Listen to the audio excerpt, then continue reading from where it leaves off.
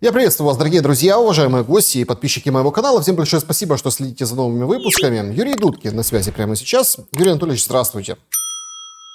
Здравствуйте, Александр. Здравствуйте, дорогие наши зрители. Традиционно моя большая благодарность за все комментарии, которые вы оставляете под каждым нашим выступлением. И я, пользуясь случаем, поздравляю вас с наступающим великим праздником, Днем Великой Победы. Ну, сегодня на самом деле топ-новостью. Там сразу несколько событий, таких очень важных. Да? Можно сказать, что Трамп тоже присоединяется. 8 мая теперь в Америке праздник. Вот это вот неожиданный такой поворот, да, в том плане, что до этого не было. Ну, там, встречу на Эльбе, нормандскую высадку как-то вроде более-менее отмечали. То, что, в принципе, воинскую славу американскую демонстрируют. Ну, Трамп вводит это как День Победы. И говорит, что вот День Победы, мы вот большой вклад внесли. Парад, кстати, будет на день рождения 250-летия, да, войска американского в Америке. То есть Трамп тоже идет в этой связи, да, то есть не уничижает исторические какие-то события, а наоборот делает так, чтобы они играли на него. Вот это очень интересная политика, я думаю, мы это будем держать в уме, когда будем сейчас все обсуждать. Топ-заявление сегодняшнего дня — это Зеленский, который сказал, что Россия отвечает за безопасность всех гостей парада и не дает никаких гарантий со стороны Украины, что не будет, собственно, удара какого-то или провокации, или удара по Красной площади на День Победы. Безуглая депутат перепостила его вот эту цитату и говорит, что я не советую никому туда ехать. Но это очень интересно, что Си Цзиньпин, наверное, советуется с Безуглой, получается, куда ему ехать, а куда не ехать. Такой удивительный украинский политический юмор. Но если серьезно посмотреть на происходящее, Зеленский говорит, мы отвергаем перемирие на 3 дня, мы хотим, чтобы с 7 числа начался отсчет 30-дневного перемирия. Игра дипломатическая в перетягивание каната перемирия понятна, но насколько она будет успешна и выглядит достаточно опасно. Да, вы совершенно правы, что подобные заявления вот этого просроченного президентика, они, конечно, настораживают. В том плане, что с российской стороны действительно объявлено 3-дневное перемирие, и чего уж тут плохого. Но, видимо, не имется вот этому маленькому фюрерочку все-таки все дальше и дальше эскалировать ситуацию между Украиной и Россией. Ну что ж, если он так решил, а я думаю, что это не только его решение, это решение тех военизированных нацистских подразделений, которые ему не подчиняются. Я это с абсолютной уверенностью заявляю. Они не подчиняются ни верховному главнокомандующему, ни главнокомандующему. Они никому не подчиняются. Это такие, как до зубов вооруженные Азовы, Кракены и так далее и тому подобное. Поэтому посмотрим. Если они рискнут, так сказать, попытаются нанести какой-то удар по Москве, то, безусловно, как уже сказал и президент России, и другие чиновники российские, ответ будет незамедлительным. А каков этот будет ответ? Я думаю, что он будет достаточно внушительным для того, чтобы в Киеве наконец-то пришли в себя после того, что они задумали. И дело ведь не в том, чтобы нанести какой-то материальный ущерб для России. Я думаю, что, опять же, киевская вот эта марионеточная власть по-прежнему действует методом запугивания. Ну и в том числе, конечно, и российских граждан. Хотя, конечно, не забывают о том, что около 5 миллионов украинских граждан давным-давно переехали в Россию. То есть соотечественники находятся в Российской Федерации, которые могут пострадать от этих украинских ударов. Но, опять же, жизни людей никогда не волновали и не волнуют ни господина Зеленского, ни его этих клевретов, которые там сидят на банках.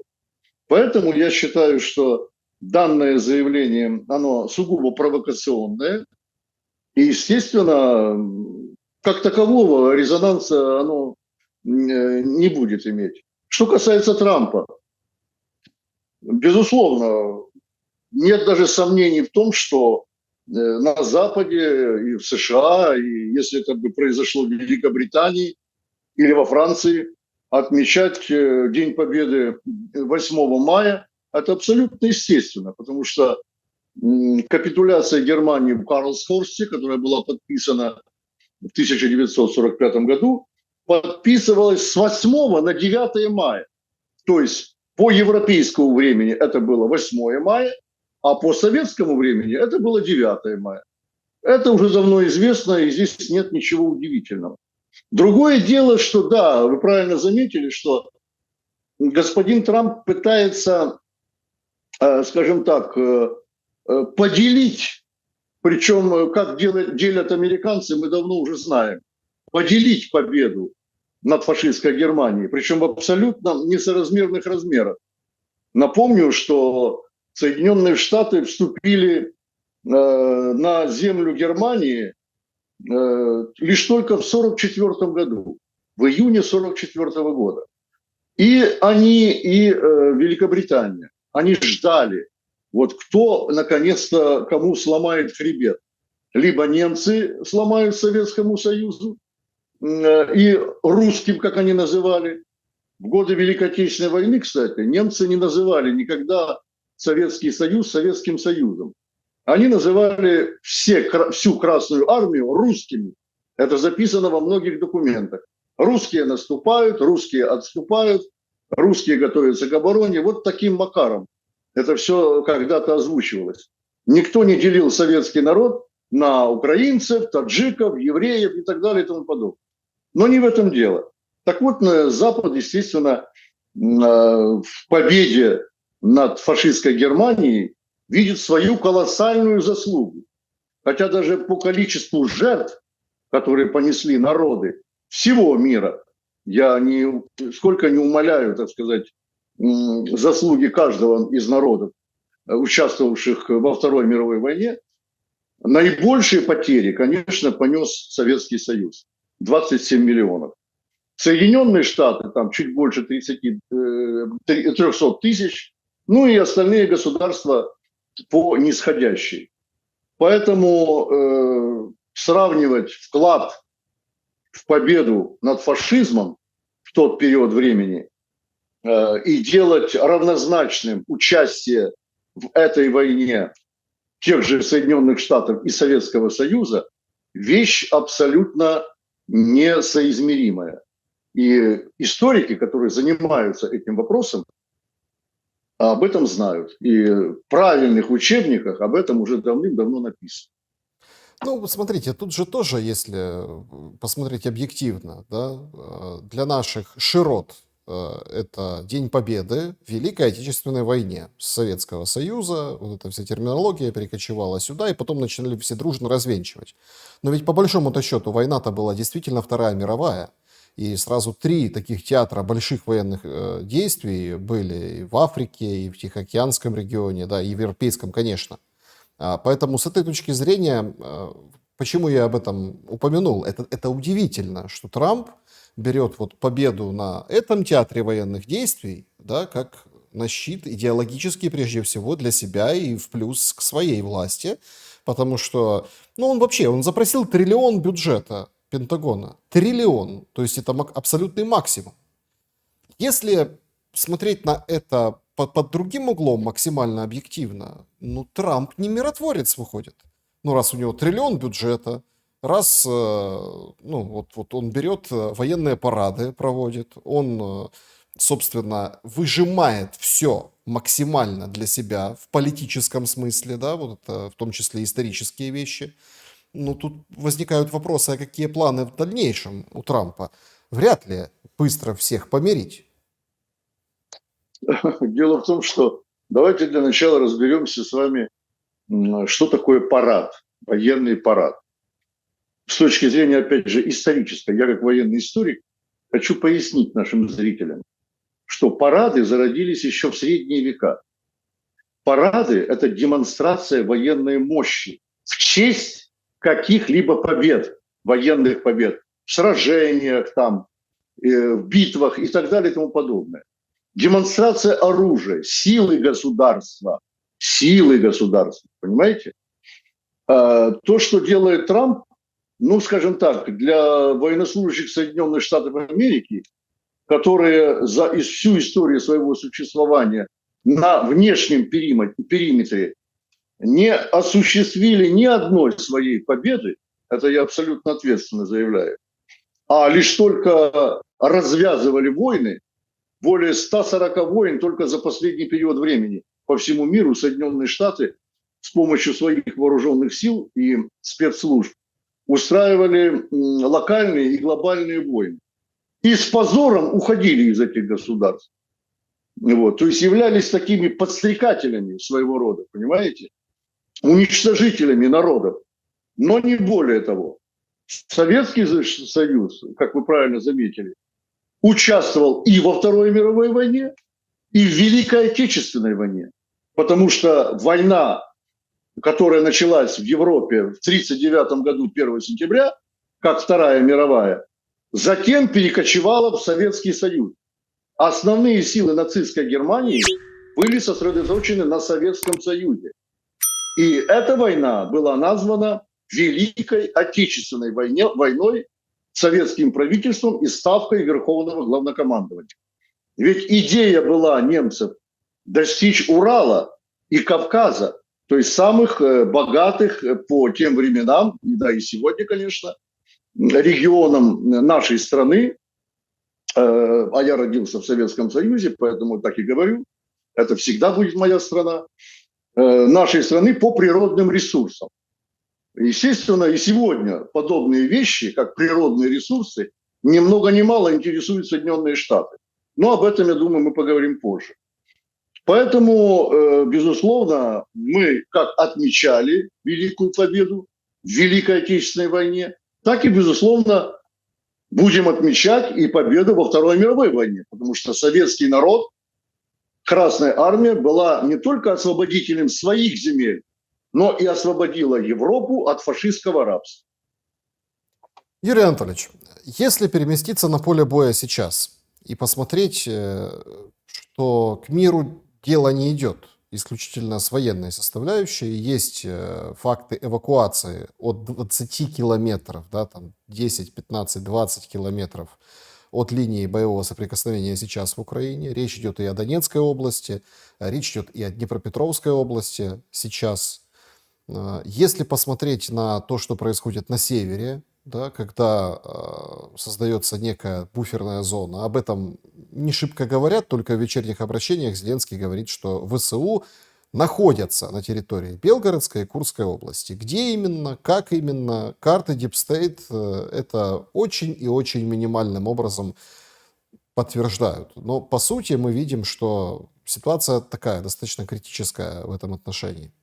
Как война будет развиваться, и действительно ли сейчас есть у Трампа рычаги, которые могут позволить России сказать стоп, да, садимся за стол переговоров и войну свернуть. Ну или как бы заморозить, приостановить до какого-то следующего этапа этих контактов. Тут, говорят, санкции ввели, ну или как, подготовили санкции новые против России. И вроде как это будет козырем в руках американцев для того, чтобы продолжать посредничество. Тем более, что получается, что после подписания сделки и ратификации 8 мая с Украиной, они в том числе будут уже договариваться и о своем. Кто они? Американцы. Американцы. А какое отношение к этому имеют другие государства, в том числе Россия? Вот вы упомянули о рычагах. Ну, мы, по-моему, в прошлый раз с вами тоже, Александр, обсуждали эту тему. Поэтому я такой задаю риторический вопрос. Неужели американские рычаги смогут заставить Россию что-либо сделать? Согласиться или отказаться и так далее? Там свои существуют сценарии. И давайте расширять, скажем так, тему войны, вот эту рамку, да, в которой мы находимся, я имею в виду Украину и Соединенные Штаты, и Европу. Давайте ее немножко расширять будем на весь мир. Потому как на сегодняшний день о войне на Украине знает действительно весь мир. И по-своему каждая из стран влияет на это. Либо косвенно, либо напрямую. Теперь, опять же, о рычагах. Эти рычаги Соединенные Штаты 250 лет применяют во всем мире. Но немного из стран, которые обладают реальным суверенитетом, плевали на эти рычаги. И они лишь только для тех государств, которые находятся в зависимости от Соединенных Штатов. Украина находится в полной зависимости, просто вот с потрохами, понимаете, от Соединенных Штатов. Поэтому действительно их рычаги на украинское марионеточное руководство, безусловно, влияют и будут влиять.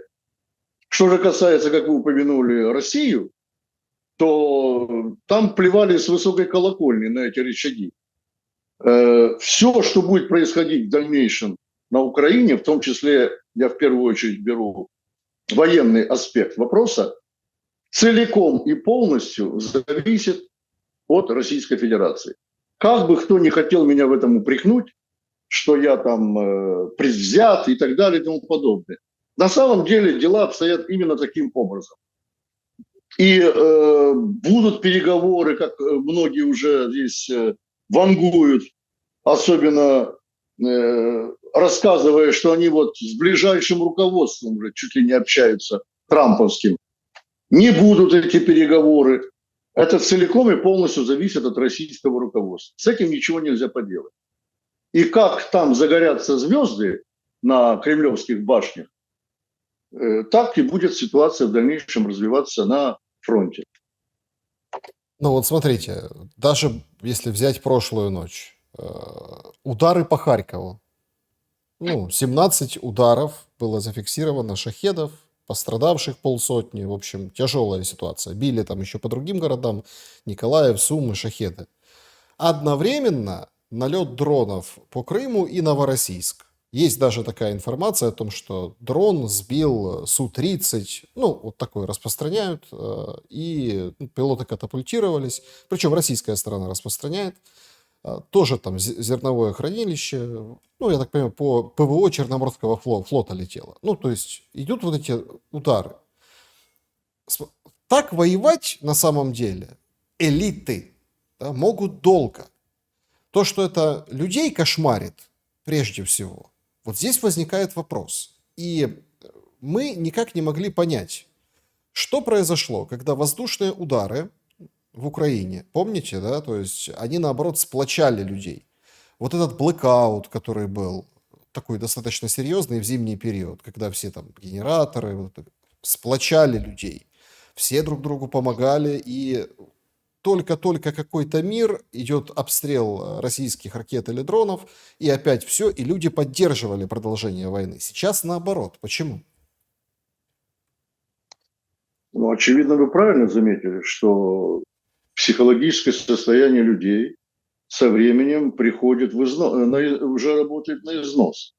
Поэтому постоянно терпеть то, что происходит с несчастными украинцами, да, которые сегодня остались еще в этой стране, конечно, это до поры до времени.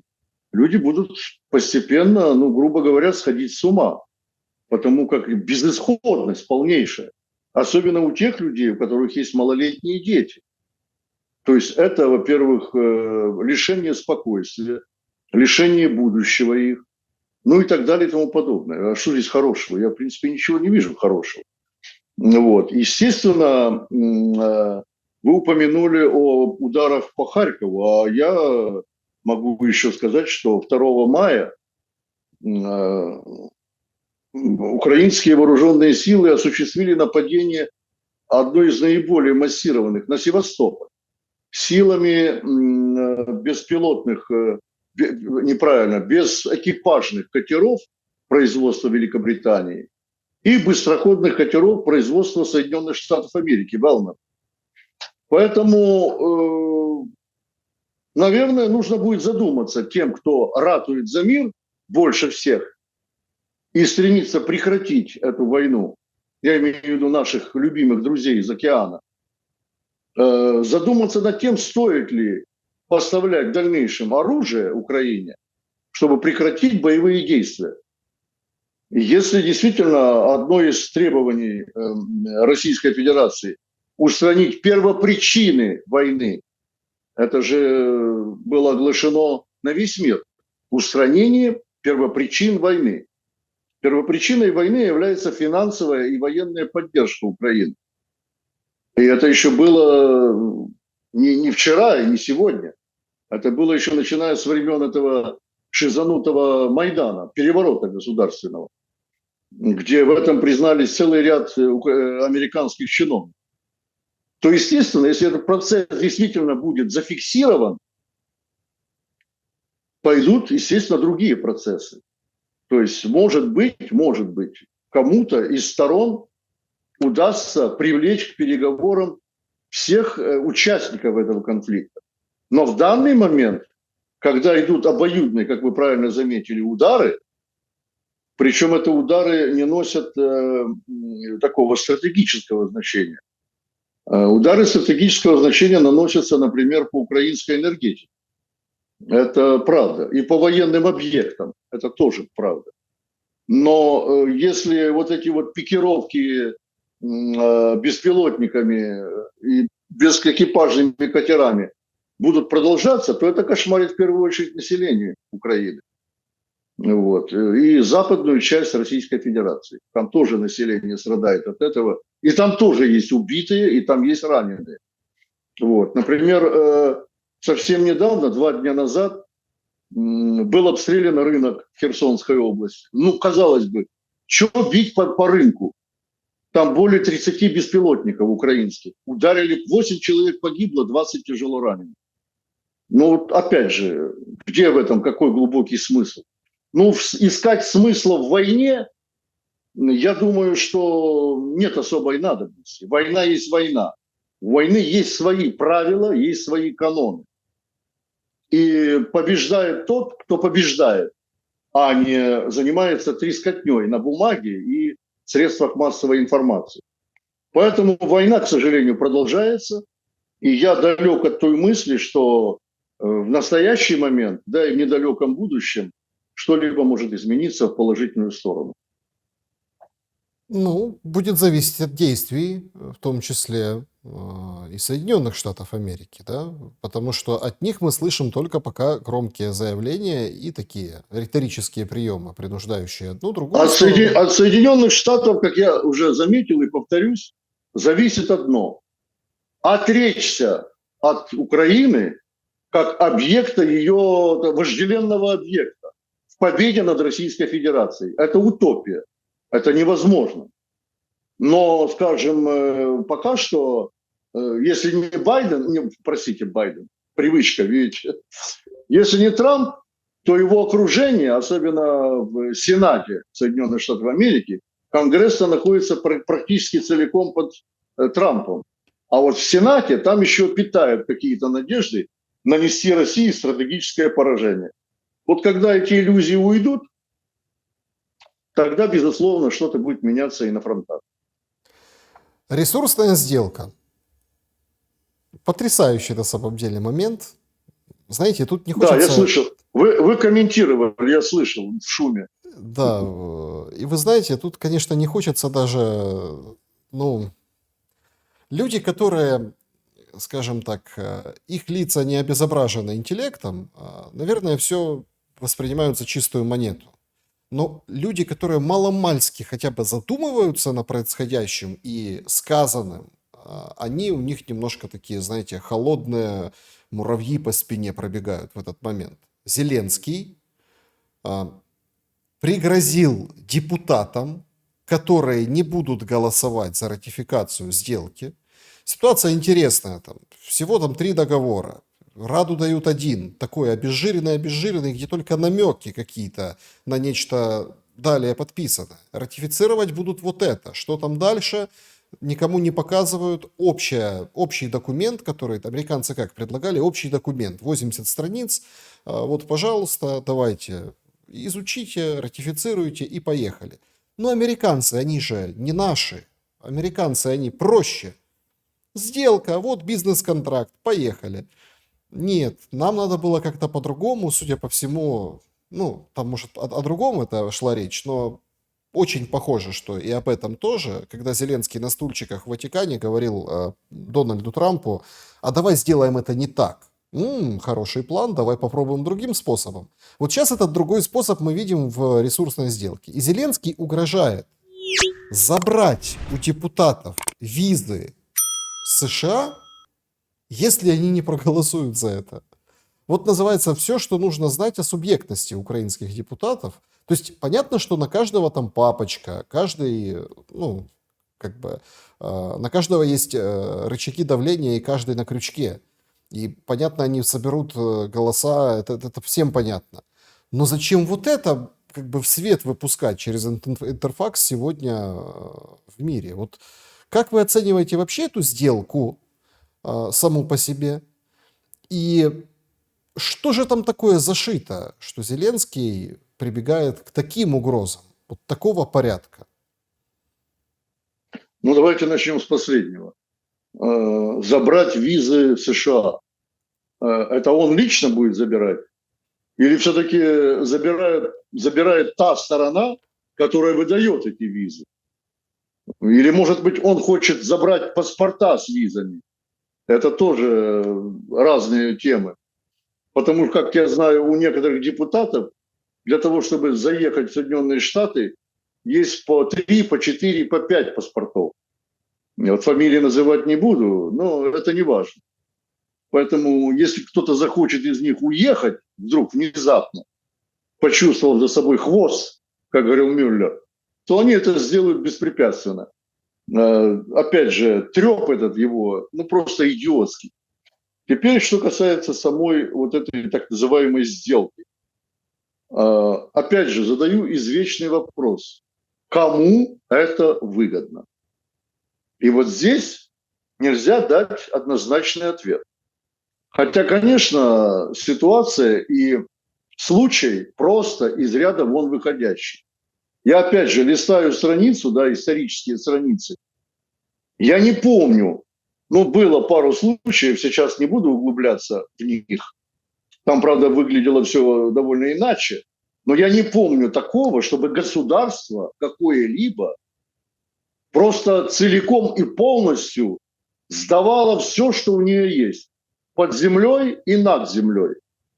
Вот я такого не помню. Ни одно государство такого не делало.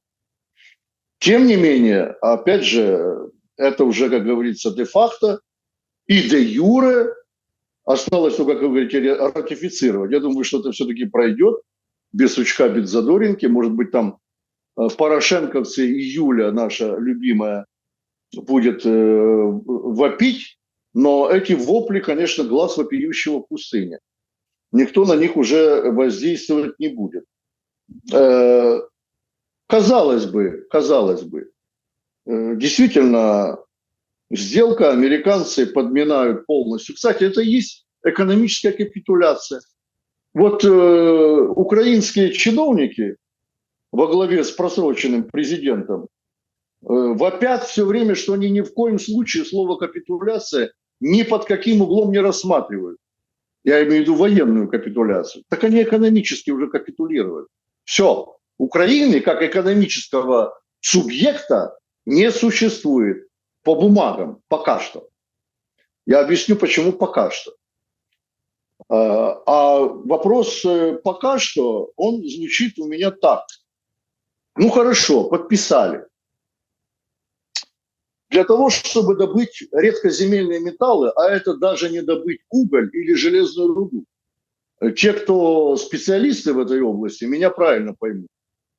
Для этого нужны геолого-разведочные партии. Разведка должна быть. Где это все сосредоточено? Должна провестись большая расчетная работа этого всего. То есть во что это выльется? какие миллиарды, стоит ли вообще туда вкладывать эти деньги. Да, есть такая транснациональная компания Соединенных Штатов, которая кровно заинтересована в этой сделке. Но они тоже там умеют считать деньги. Прежде чем вложить что-либо в Украину, где идут боевые действия изо дня на день, не прекращаясь ни на один день, ни на одну неделю, то, безусловно, нужно очень крепко подумать, стоит ли это делать. Ну, а американцы, как умеют считать деньги, я думаю, известно всему миру. Тем более, прежде чем вложить деньги, нужно еще и просчитать, а какова будет выгода от этого. Ну, грубо говоря, это законы экономики, от них никуда не деться. Мы даже в нашем быту постоянном, прежде чем что-то купить, мы всегда оцениваем, насколько нам это нужна вещь, или нужен какой-то объект недвижимости, или тот же автомобиль, и так далее, и как мы его сможем потом продать, если, так сказать, возникнет какая-то необходимость. Но это обычные элементарные вопросы. Второй момент. Как заходить в Украину? Ну все, решили, просчитали, все очень выгодно, все нормально, все хорошо. Как вы будете заходить в Украину, ребята? Как?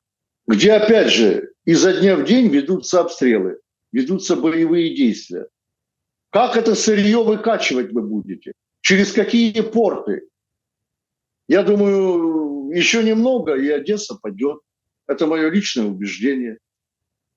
Сколько немного, я не могу сказать. Ну, до Одессы, подождите. Дальше. До Одессы тоже надо, смотрите, дойти. И вы же видели материал Forbes о том, что в 2200 каком-то там году такими темпами что-то кто-то куда-то придет. Особенно если ссылаться, Александр, на Forbes, да, то там обычно это издание блещет другой информацией. У кого сколько миллиардеров. Поэтому я бы не стал на Forbes особо ссылаться. Мы, когда с вами общались в украинских эфирах, все как один, если вы помните, конечно, и депутаты, и госчиновники, да ну что вы говорите, да Россия никогда не посмеет военным путем пытаться влиять на Украину. Только переговоры. Мы обо всем договоримся. Но дело до того уже дошло в нашей украинской повседневной жизни, что Россию вынудили вмешаться, хотя она 10 лет терпела вот эти все издевательства над русскими, запреты русского языка, снесение памятников героям Великой Отечественной войны и в центре Киева, и в других городах, эксгумация могил вот этих и так далее и тому подобное, что Россию вынудили вклиниться в Украину и защитить, как говорится, русскоязычное население Украины. В том числе... Смотрите, я здесь буду дискутировать, очередь, Юрий Анатольевич, давайте так. Александр, давайте я в первую так. очередь... Защитить русскоязычное население, когда наиболее пострадало в этой войне русскоязычное же население. Русскоязычное. На фронте воюют по-русски, понимаете? И с одной, и с другой стороны. И горе и лишение, эти переселенцы, миллионы переселенцев по стране, выехавшие за границу, там, женщины, дети, мужиков не выпускают, но тоже там плывущие через Тису. Большинство из них русскоязычные. Поэтому тут тоже, если так посмотреть... Так вы, Александр, вы же противоречите сами себе. В чем? Поясните. А я объясню. Вам, как либералу, очевидно известно, какие указы... Значит, в моем эфире прошу не выражаться. Не выражаться, да. Вам же известно, какие указы были приняты Верховной Радой в свое время. О запрете русского языка, о запрете георгиевской ленты, о запрете празднования Дня Победы, о коренных народах. Я еще могу вам десятки назвать законов, антирусских законов в первую очередь, которые были приняты Верховной Радой на государственном уровне. Понимаете? И вы сегодня мне говорите, ну да, русские воюют на фронте. Они воюют. Они такие же скоты, которые были пойманы на улице. Поэтому они там и воюют, и сдаются в плен. Ну надо же говорить уже полностью, если мы начинаем на эту тему дискутировать, всю правду говорить, а не так. Это мы говорим, а это мы умолчим. Такого не бывает. Следующий момент очень интересный. А что происходило с теми русскоязычными регионами, когда проводились выборы в местные советы? Помните, да? Когда росчерком пера антиконституционным указом запретили русскоязычным регионам участвовать в выборах. То есть святое правило каждого гражданина Украины и каждого народа, неважно, русские они или евреи, или поляки, участвовать в выборах на Украине. Запретили. Ну, не И всем, а это тем что? прифронтовым территориям. Это было при Порошенко, да? Правильно, правильно, да. А кто в прифронтовых территориях тех жил? Русскоязычное население, которое, опять же, подверглось жесточайшему военному истреблению украинским руководством, потому что они не захотели поддержать Майдан. Но разве это не так? И вы считаете, что я неправильно говорю, что Россия не пытается защитить эти регионы? Ну вот Она их смотрите, вчера, защищает. подождите, обстрелы Харькова вчера, другие, русскоязычного Да, Харькова, кошмарение. Ну как это? Это вряд ли да. можно назвать защитой, согласитесь. Обстрелы Харькова в каком аспекте? Вчерашние. Военных объектов. Военных объектов. Военных объектов. Правильно. А по Севастополю, когда бьют, бьют по жилым кварталам. Ну, есть же разница, да? Если мы говорим о том, что действительно, я опять же повторюсь, наверное, возможностей у Российской Федерации снести Украину, стереть с лица земли за 24 часа есть, и даже здесь спору нет. Но этого не происходит. В тот момент, когда с 2014 года украинское руководство намеренно уничтожает Донецк и Луганск. Ну разве это не факты? Разве мы забыли о том, что в июне, кстати, скоро будет печальная дата, когда украинская авиация в 20-х числах нанесла удар по Луганску, а затем по Донецку, где погибли мирные граждане, женщины и дети. А это что были? Военные объекты? Обладминистрация Луганска – это военный объект. И там погибли люди, причем абсолютно невинные. Авиации применяли по безоружным людям. Там еще не пахло войной. Нет, там Когда голыми запахло, руками... в Луганске Там, запахло войной как раз утром этого же дня, когда применили авиацию, когда была попытка захватить погранчасти. Были настоящие бои, выбивали двери в жилые дома и стреляли по значит, погранчасти. Местные не знали, куда им Александр, деваться. В в 5 таких утра, то случаях, есть...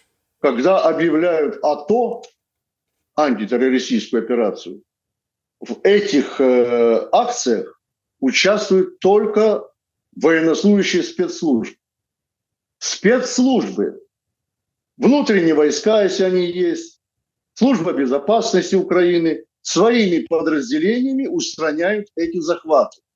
Но когда против невооруженных людей применяют боевую авиацию с неуправляемыми ракетами, танки и полностью мобилизуют вооруженные силы на подавление этого мятежа, это называется конституционное преступление, что в принципе было сделано вначале Турчиновым, а потом Порошенко. Вот о чем идет речь. Вернемся к 9 мая.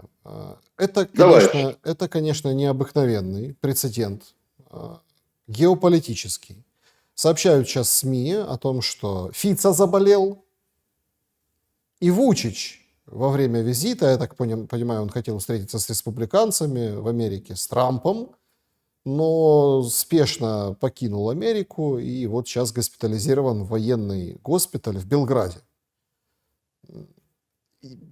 Судя по всему, ни Фица, ни Вучич на парад не едут. Но тут возникают очень интересные домыслы, опять-таки, насколько они справедливы.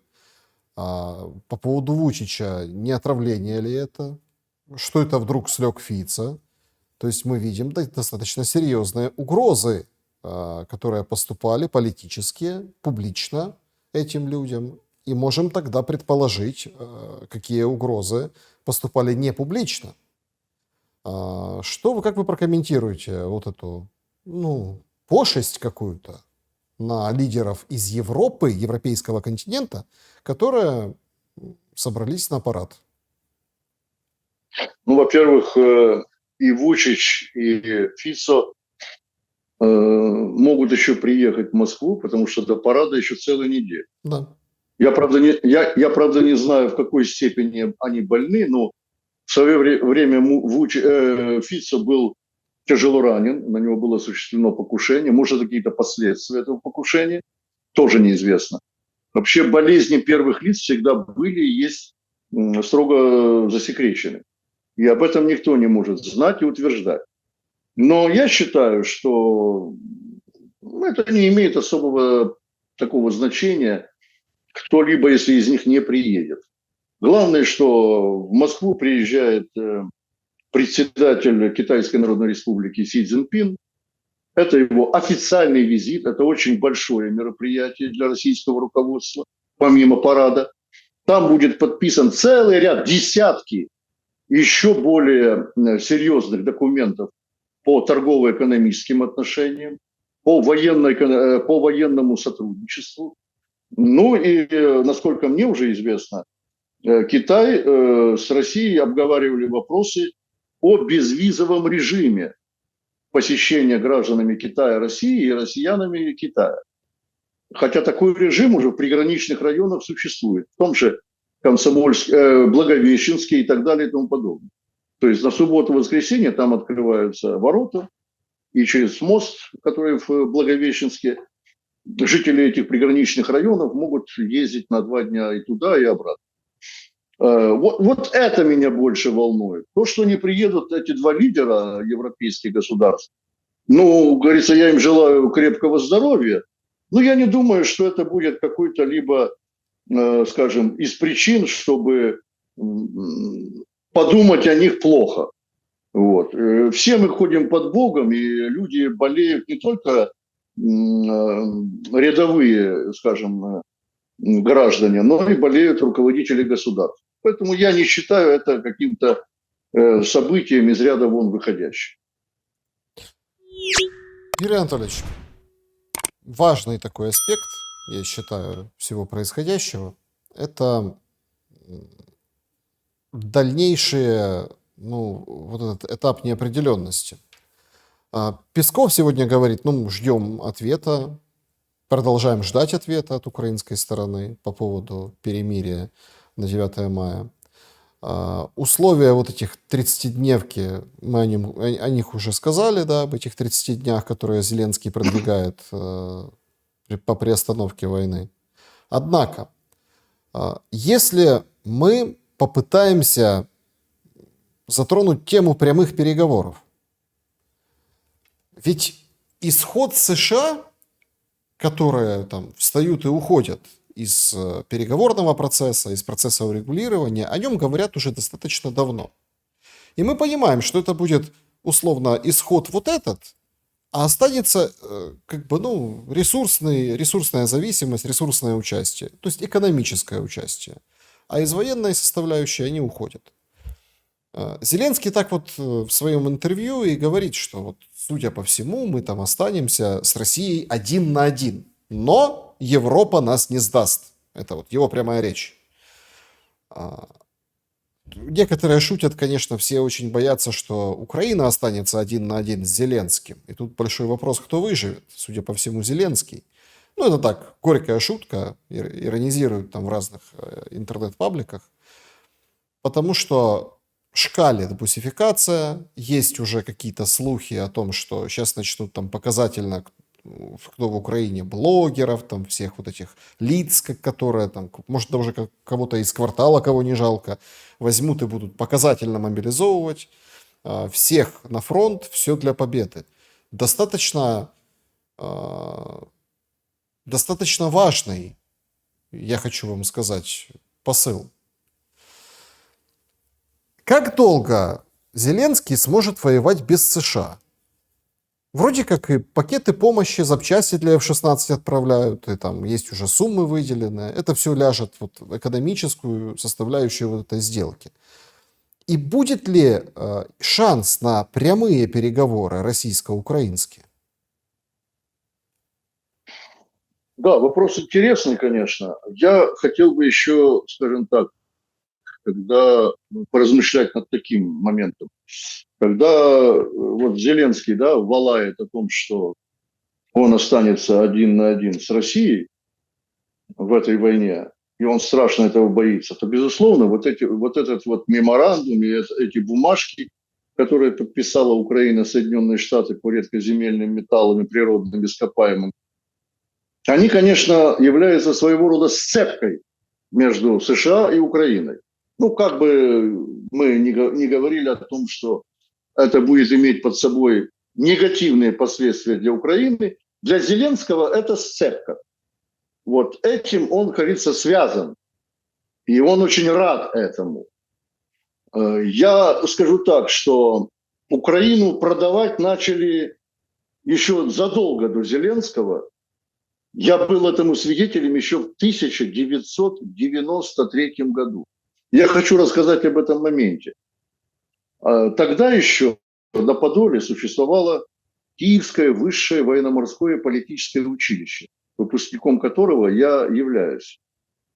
И оно доживало уже, как только Украина развалилась, вышла из Союза, отвалилась, скажем так. Президентом стал Леонид Кравчук. И, безусловно, встал вопрос, что делать с училищем. Ну, комиссары не нужны были Украине, это понятно. Поэтому сохранять эту военную единицу не было никакого смысла. Хотя в Киеве на тот период времени, в Советском Союзе, только в Киеве, при Украинской ССР существовало 15 высших военно-учебных заведений, которые готовили отличные кадры для всех вооруженных сил Советского Союза. На уровне с другими училищами, которые были в Советском Союзе. И, может быть, даже специалисты эти, как офицеры, были более квалифицированы и гораздо выше имели, скажем так, свою профпригодность. Но сейчас не об этом. Так вот,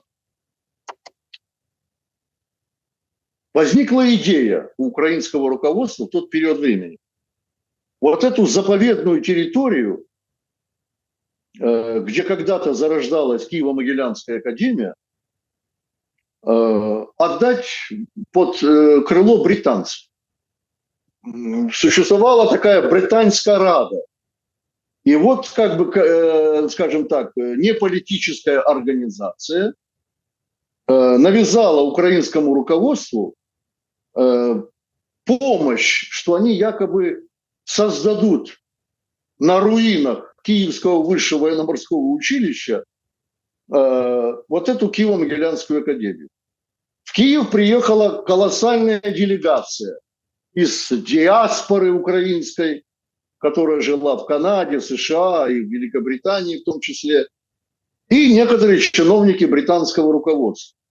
Господин Кравчук оповестил, как говорится, командование нашего училища о том, что он приезжает в такой-то день.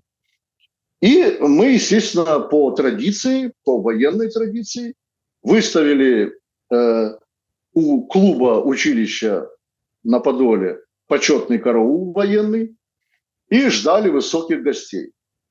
Подъезжает господин Кравчук с гостями. Он тогда ездил на BMW 7 модели, вот, отказавшись от ЗИЛ-117, на котором ездил Владимир Васильевич Щербицкий. То есть этим самым показал, что он ориентирован уже на Запад. Да.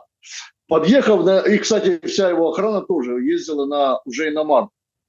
Хотя страна пребывала, еще раз говорю, с экономической точки зрения в не самом лучшем положении. Казалось бы, самая передовая республика Союза. Куда, по сравнению, подождите, по сравнению с сегодняшним положением тогда еще было все ничего. Ну, я же говорю про то время. Потому что были разорваны связи между Российской Федерацией и Украиной. Поэтому я упоминаю о том, что было достаточно был этим нанесен колоссальный ущерб украинской экономике. Но в тот период времени она еще была ого-го. Так вот, подъезжает Кравчук, проходит сквозь строй нашего почетного караула. Ну, естественно, я, стоящий вблизи в этом почетном карауле, как командир почетного караула, значит, все слышу, потому что они идут очень медленно, между собой общаются. Кравчук, естественно, английского языка не знает, и он через переводчика общается. Но фраза, которую он произнес, меня просто поразила.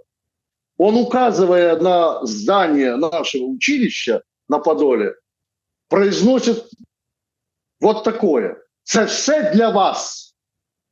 Это я слышал своими ушами. 93-й год. И эта территория заповедная, Киево-Могилянской академии, до сих пор находится, это территория Великобритании. Они взяли ее на 49 лет якобы в аренду. Вот откуда начиналась вся вот эта байда с продажей Украины. А потом уже и был Леонид Кучма, который зародил украинский олигархат, и все остальное. Так вот, касаясь вашего заданного вопроса, Саша, повторите. О прямых переговорах, немножко... да. О прямых переговорах, да-да-да. Касаясь вот этого вопроса. Действительно, сейчас, если брать, ну так, даже гипотетически, да, но мы не видим никаких предпосылок к этим переговорам. Ну, есть разговоры, конечно, их много, этих разговоров.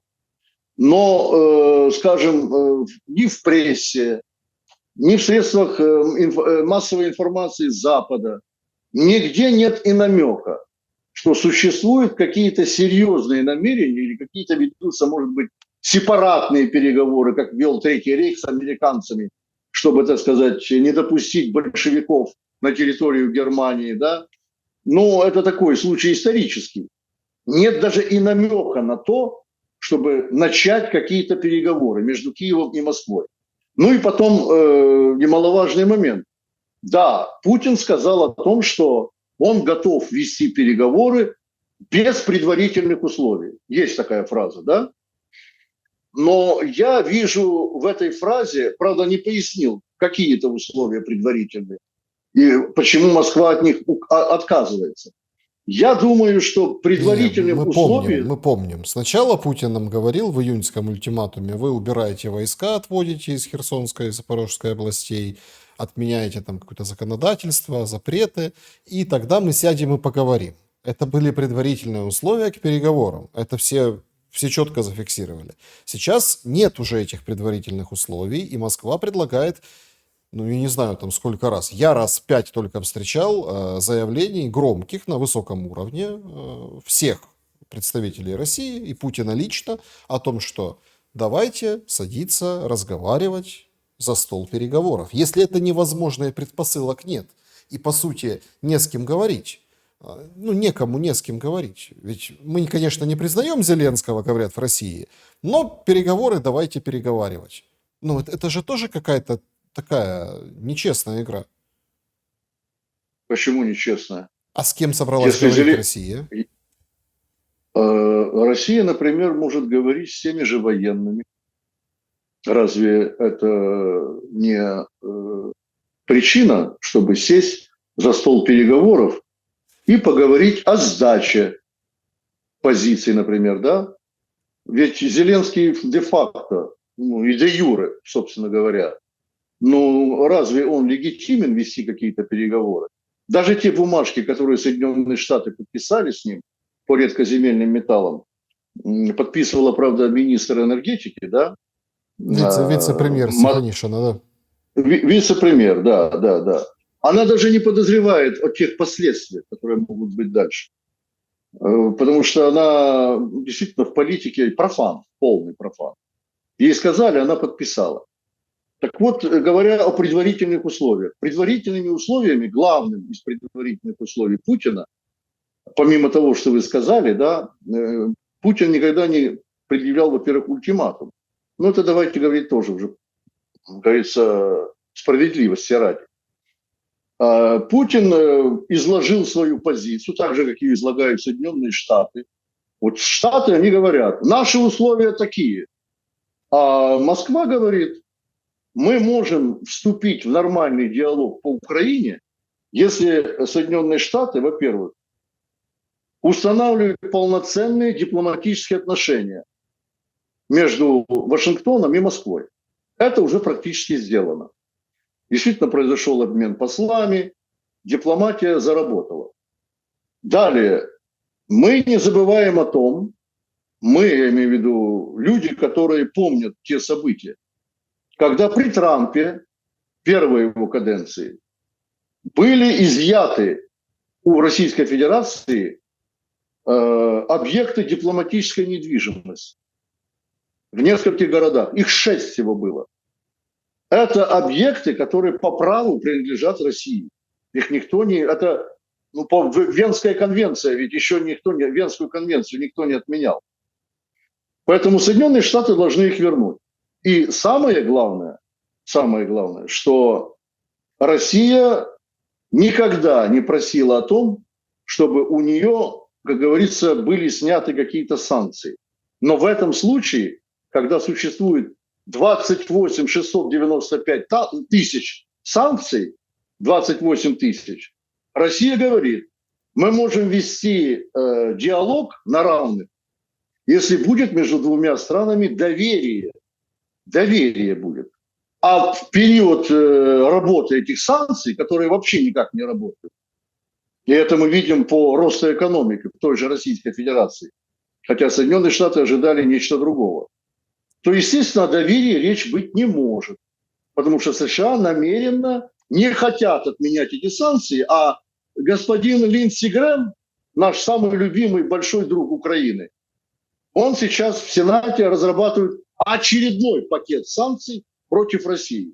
Скажите мне, в этот период, когда США заявляют о своем миротворчестве, посредничестве и так далее, можно доверять Соединенным Штатам, считать их за посредниками, когда для одной стороны, как говорится, они поставляют оружие и деньги, а для другой лишь только одни санкции?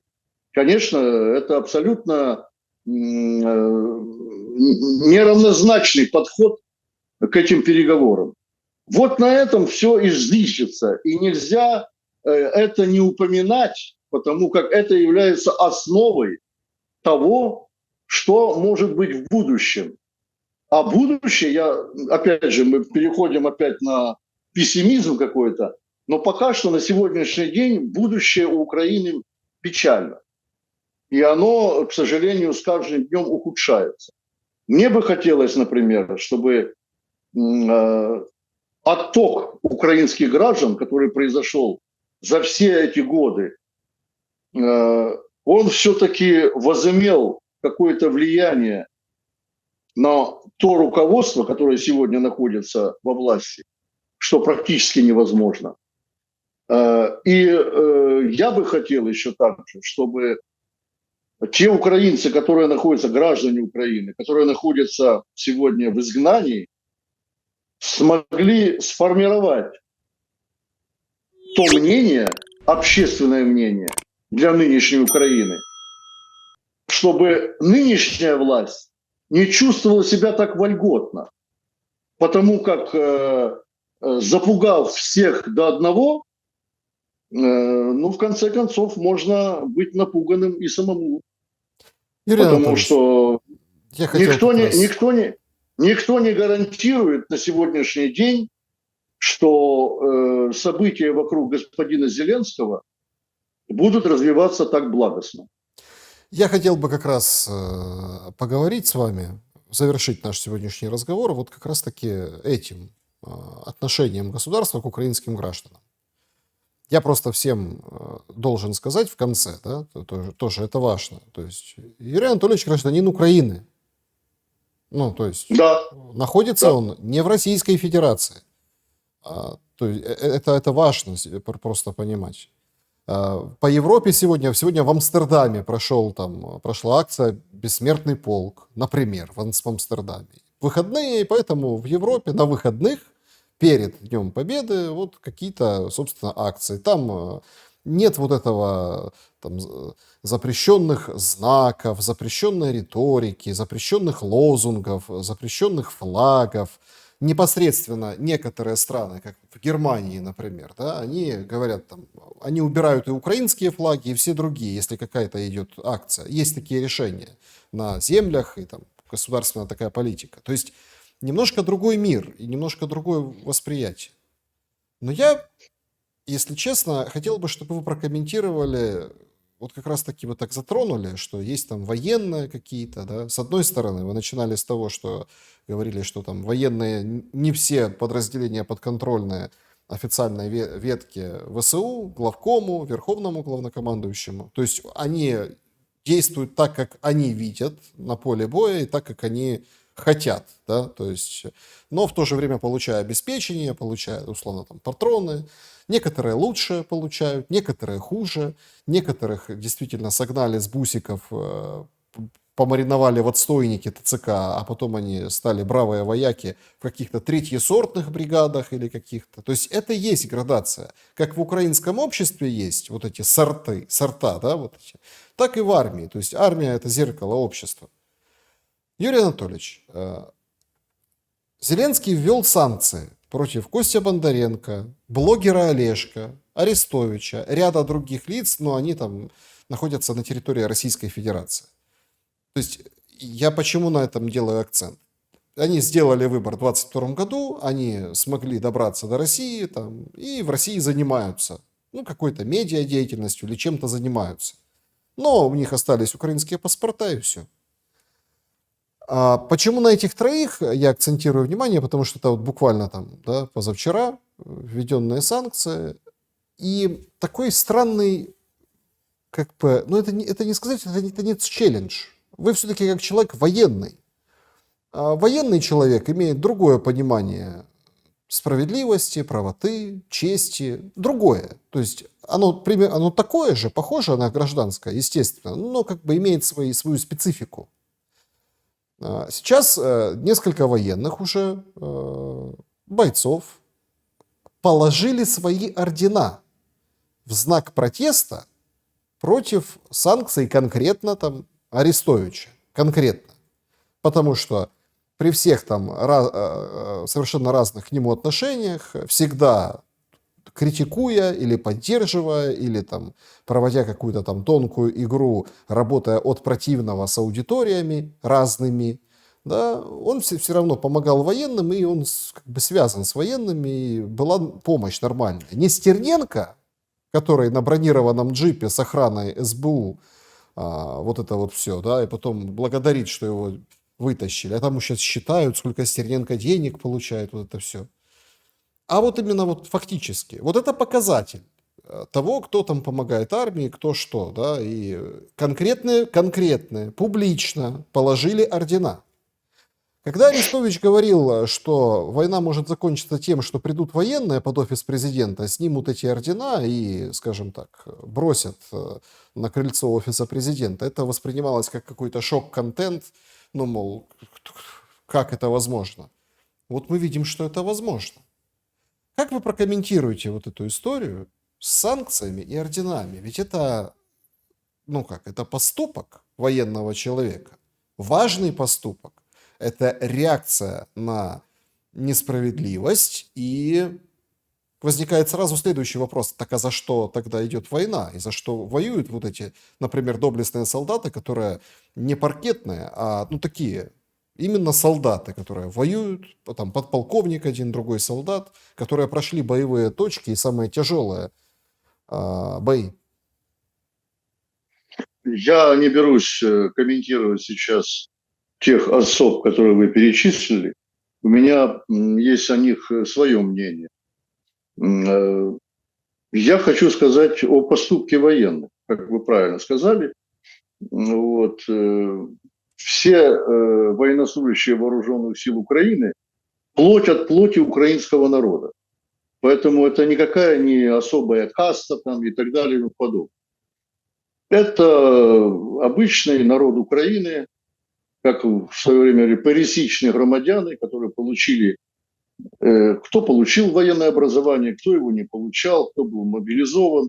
неважно, в каких условиях они были приняты в ряды вооруженных сил, да, вот этот поступок, он заставляет задуматься. И это как раз подтверждает мои слова, что если будут переговоры, то они начнутся между военными. Как это было, например, в Чечне, в Российской Федерации. Политики никак не могли договориться. Вот. А военное окружение Путина сумело добиться прекращения этой войны. Я не хочу, так сказать, забегать вперед и какие-то делать прогнозы. Это у меня не получается или плохо получается. Дело не в этом. Я могу высказать свою точку зрения по этому поводу. Что на сегодняшний день действительно вооруженные силы Украины, хотя еще и многочисленны, подобные демарши, о которых вы упомянули, они не носят массовый характер. Это единичный случай. А если вспомнить гражданскую войну в России 1918 года, то там звучал лозунг: вот-вот закончилась только Первая мировая война. Там звучал лозунг, заканчивалась уже: «Нет войне». Понимаете? То есть военные люди либо бросали штыки в землю, втыкали штыки в землю и покидали позиции, либо поворачивали оружие против своих собственных командиров, которые подчинялись там временному правительству, к примеру, да? Ну, сейчас, в принципе, тоже в Украине своего рода временное правительство. Я акцентирую внимание ваше и зрителей на то, что на сегодняшний день, обладая миллионами стволов незаконного оружия у населения Украины, у граждан Украины, и об этом в свое время подтвердил мои слова господин Аваков, Арсен Аваков, бывший министр внутренних дел. Нет активного сопротивления и в тылу, что называется, тем же ТЦКшникам, тем же нарушениями прав человека, которые повсеместно, повсечасно распространяются на территории Украины. Люди-мусор для нынешней украинской власти, незаконной власти. Поэтому пока все это отсутствует, вот этот беспредел, это, скажем, какая-то неизвестность в будущем, она будет присутствовать. И на это делает ставку, кстати, Зеленский и его клевреты. Вот они на это делают ставку. Люди запуганы, люди ни на что не способны. Все, кто были на что-то способны, либо в тюрьмах, либо уехали. Ну и все. Понимаете? Эти случаи, да, вот с демаршами, с орденами, опять же говорю, к сожалению, могли бы быть, наверное, более массово нести, массовый характер. Но на сегодняшний это вообще не должно касаться каких-то персоналей, против которых нынешняя власть возбудила санкции. Коренной это вопрос не в этом, а коренной вопрос в том, когда на Украине наступит мир. И способен ли кто-то на Украине этот мир пообещать и осуществить. Вот что самое главное. И я считаю, что среди политической элиты на сегодняшний день на Украине таких людей нет. Таких людей нет. Они либо уехали, либо где-то сидят по подвалам, по домам, на кухнях, только лишь муссируют, обсуждают, что происходит, но не более того. Они действительно тоже запуганы. Ну как же человек, говорится, боится за свою жизнь? А вот среди военных, у кого в руках оружие, причем не просто оружие в пирамидах стоит в казармах, а на руках. И они воевали, и они знают, как это оружие стреляет. Я скажу так, что не хочу особо углубляться в эту тему. И я говорил, что у меня есть контакты с вооруженными силами Украины. И с теми офицерами, которым, как вы правильно заметили, и честь, и совесть еще у них присутствует. Но они уже, как говорится, нас уже списали, как они мне говорят. То есть на сегодняшний день в вооруженных силах Украины не в чести какое-то мнение, Ведь обычно, когда собирается, например, планерка, да, у военных тоже есть планерка, когда ставится боевая задача, вот, и если командир грамотный, он задает вопрос своим подчиненным офицерам, каким образом эти задачи планируется осуществить. Так вот, на данный момент в вооруженных силах Украины такой прием абсолютно отсутствует.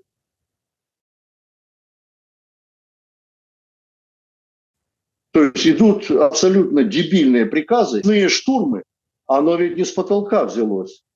Это действительно так на самом деле так обстоит. Когда позицию врага нельзя штурмовать, потому как это полный провал, и это грозит потерей всех людей, отдаются приказы на штурм. Когда существуют заградотряды из тех же мерзавцев, нацистов, которые в 3 раза больше, вот в вооруженных силах Украины солдат получает одну зарплату, да, а военнослужащий нацбатальона получает в 3 раза больше зарплат из тех грантов, которые идут на эти организации из-за рубежа. В 3 раза больше. Какая здесь может быть справедливость? И они не на переднем крае. Они там, за спинами ВСУ. Вот когда это все кто-либо из трезвомыслящих генералов, ныне живущих, осмыслит и поймет, что до бесконечности воевать с таким гигантом, как Россия, не имеет смысла, и предпримут какие-то действия против нынешней власти, вот тогда может что-то измениться. Опять же говорю, что были в истории нашей страны и других стран прецеденты, когда именно военные решали судьбу государства. Я думаю, что нынешние военные не все сволочи в вооруженных силах Украины.